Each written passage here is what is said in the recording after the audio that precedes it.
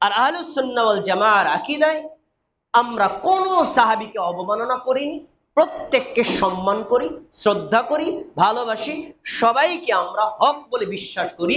এতে আমরা চরমপন্থী নই, বরং এটাই হলো মধ্যমপন্থী কোরআন সুন্নাহর আকীদা। দুই, বিস্তারিত অনেক কথা সংক্ষেপে বলে দিচ্ছি। দুই, ইমামত। শিয়াদের আকীদা হচ্ছে রাসূল সাল্লাল্লাহু আলাইহি ওয়াসাল্লাম মৃত্যুবরণ করার পর যারা খলিফা বা ইমাম হয়েছেন, এই খলিফা বা ইমাম এই পদটা মূলত বংশতান্ত্রিক, আল্লাহ কর্তৃক নির্ধারিত, মানুষের এখানে কোনো হাত নেই। এজন্য বাকি যে তিন খলিফা হয়েছেন তারা পরামর্শের ভিত্তিতে হয়েছেন, তাদের পরামর্শ এবং তাদের খেলাফত বাতিল, তাদের ইমামত বাতিল। শিয়াদের আকীদা বলছে। আহলুস সুন্নাত ওয়াল জামাতের আকীদা হচ্ছে যে খেলাফত এবং ইমামত, খলিফা এবং ইমাম, এই দুটি পদ মূলত ধর্মীয় এবং রাজনৈতিক। এটা আল্লাহ কর্তৃক নির্ধারিত সরাসরি হওয়া জরুরি না। উপস্থিত মুসলিমরা মজলিসে শুরার ভিত্তিতে যদি কাউকে খলিফা বানায় তাহলে তার খেলাফতটা গ্রহণযোগ্য।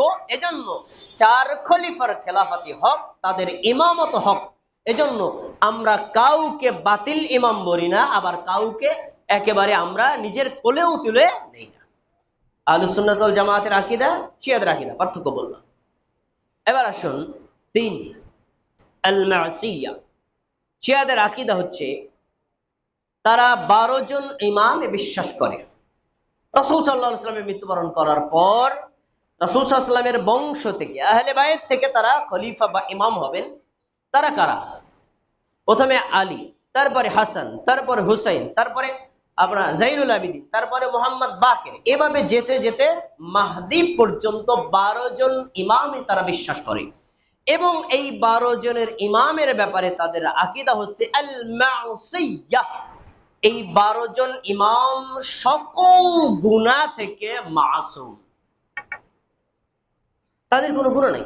আলীর কোনো গুনাহ নাই, হাসানের কোনো গুনাহ নাই, হুসাইনের কোনো গুনাহ নাই। এদের 12 জন একদম সম্পূর্ণ নিষ্পাপ, হলো তাদের আকীদা।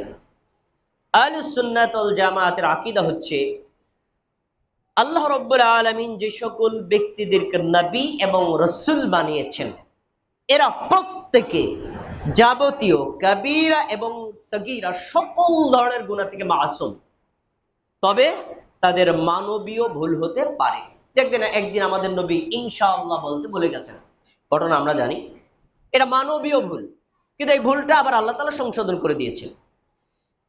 এই গুণটা একমাত্র নবী রাসূল ব্যতীত আর উম্মতের বা অন্য সাধারণ মানুষের নেই। সুতরাং নবীদের ব্যতীত বাকি 12 দের যে তারা মাসুম বানিয়েছেন, এটা তাদের চরমপন্থী আকীদা। এই আকীদা না আছে কোরআনে, না আছে হাদিসে।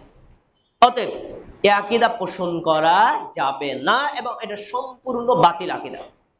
প্রসঙ্গক্রমে বলে নিই, বর্তমান ইরানে যুদ্ধ চলছে। ইরানের সর্বোচ্চ ধর্মীয় নেতা যিনি ছিলেন আয়াতুল্লাহ আলী খামিনি, তিনি একটা বই লিখেছেন আল হুকুমাত। এই হুকুমাত বইতে তিনি শিয়াদের আকীদা তুলে ধরেছেন। তাদের একটা আকীদা উল্লেখ করেছেন যে এই 12 জন ইমামদের মান মর্যাদা হচ্ছে সকল নবী রাসূলদের চাইতে ঊর্ধ্বে। এই আকীদা যে পোষণ করে সে কি মুসলিম না কাফির? নবীদের চাইতে যদি কোনো উম্মতকে মর্যাদাবান বেশি মনে করা হয়, এটা কোরআনের সাথে সাংঘর্ষিক, এটা হাদিসের সাথে সাংঘর্ষিক, এটা মুসলিমদের আকীদার সাথে চরম সাংঘর্ষিক। এই আকীদা তারা পোষণ করে। তাহলে আহলুস সুন্নাত ওয়াল জামাতের সাথে শিয়াদের আকীদাগত মৌলিক ঈমানি দ্বন্দ্ব